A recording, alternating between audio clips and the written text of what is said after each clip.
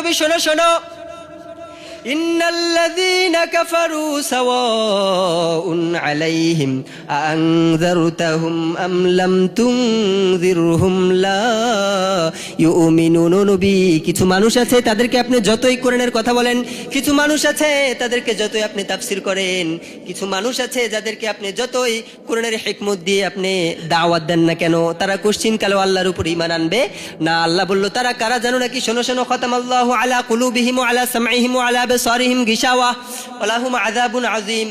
তাদের চোখের উপরে আল্লাহ তাআলা পর্দা রেখে দিয়েছে। নাউজুবিল্লাহ বলেন। তার মানে যাদের চোখের উপরে পর্দা পড়ে গিয়েছে তারা কোশ্চিন কালো হেদায়েত পেতে পারে না। যাদের কানের ভিতরে আল্লাহ তাআলা পর্দা লেগে দিয়েছে তারা কোশ্চিন কালো হেদায়েত পেতে পারে না। 3 নম্বরে আল্লাহ বলল তাদের কলবের ভিতরে আমি আল্লাহ মোহর লাগিয়ে দিয়েছি। যাদের কলবের ভিতরে মোহর লাগানো হয়েছে তারা কোশ্চিন কালো আমার আল্লাহর উপর ঈমান আনতে পারে না। তার মানে 4টা কাজ না করলে নারীদেরকে জাহান্নামের ভিতরে প্রবেশ করাবে কে? আরো আসতে বলেন কে? 1 নম্বরে চোখের হেফাজতের দরকার আছে না নাই? কথা বলেন না কেন, আছে না নাই? 2 নম্বরে লজ্জাস্থানের হেফাজতের দরকার আছে না নাই? আরো আসতে কোন আছে না নাই? বিশ্বনবী বললেন উম্মতরা শোনো শোনো, মাইয়াদমান লি মা বাইনা লাহিয়াইহি ওয়া মা বাইনা রিজলাইহি আদমান লাহুল জান্নাহ। আমরা বললাম নবী লজ্জাস্থানের হেফাজত করলে কি হবে? নবী বলল 2টা অঙ্গের হেফাজতের দায়িত্ব আমার কোনো উম্মত যদি আমায় দিতে পারে, আমি আল্লাহর রাসূল তার জান্নাতে যাওয়ার দায়িত্ব নিয়ে নেব। 1 নম্বরে 2 ঠোঁটের মাঝের অংশ জিহবা, জিহবা দ্বারা জিকির করব কার?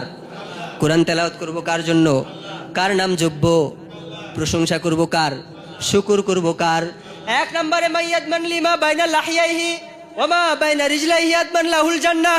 2 ঠোঁটের মাঝের অংশ জিহবার হেফাজতের দায়িত্ব আমাকে দিবা। 2 নম্বরে 2 উরুর মাঝের অংশ লজ্জাস্থানের হেফাজতের দায়িত্ব আমাকে দিবা।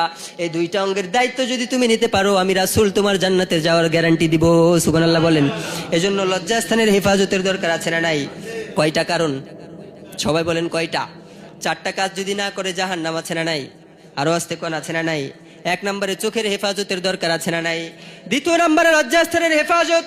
3 নম্বরে আল্লাহ বলল তোমরা তোমাদের সৌন্দর্যগুলো ঢেকে রাখো। জাহেলিয়াতের যুগের নারীদের মতো সৌন্দর্যগুলো প্রকাশ করা যাবে না। আর আমরা আজকে ঠোঁটের ভিতরে লিপস্টিক দিয়ে গোটা বিরামপুর ঘুরি, আছে না নাই? কথা বলেন না কেন, আছে না নাই? মাথায় কাপড় নাই, বুকে কাপড় নাই, পেটে কাপড় নাই, পিঠেও কাপড় নাই, আছে না নাই? এগুলো হচ্ছে দায়ুস পুরুষের অধীনকৃত নারী, ঠিক কি না? এই নারীগুলো জাহান্নামী। এই নারীগুলো যেই পুরুষের অধীনে থাকে সেই পুরুষগুলো জাহান্নামী, ঠিক না ব্যাঠিক?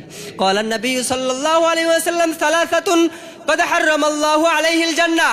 3 শ্রেণীর ব্যক্তির জন্য আমার আল্লাহ তার জান্নাতটাকে হারাম করেছে। সবাই চিৎকার করে বলেন কয় শ্রেণী? আরো জোরে বলেন কয় শ্রেণী? 1 নম্বরে যারা তাদের মা বাবার কথা অমান্য করে তাদের জন্য জান্নাত থেকে হারাম করেছে একজন, তিনি কে? সালাসাতুন ক্বাদ হারামাল্লাহু আলাইহিল জান্নাহ মুদমিনুল খামর। যারা নেশা পান করে তাদের জন্য জান্নাতকে হারাম করেছে কে? আরো আসতে বলেন কে? আল খামরু জিমাউল ইসম। হাদিসে বলা হয়েছে নেশা হচ্ছে সমস্ত পাপের বাপ। নাউজুবিল্লাহ।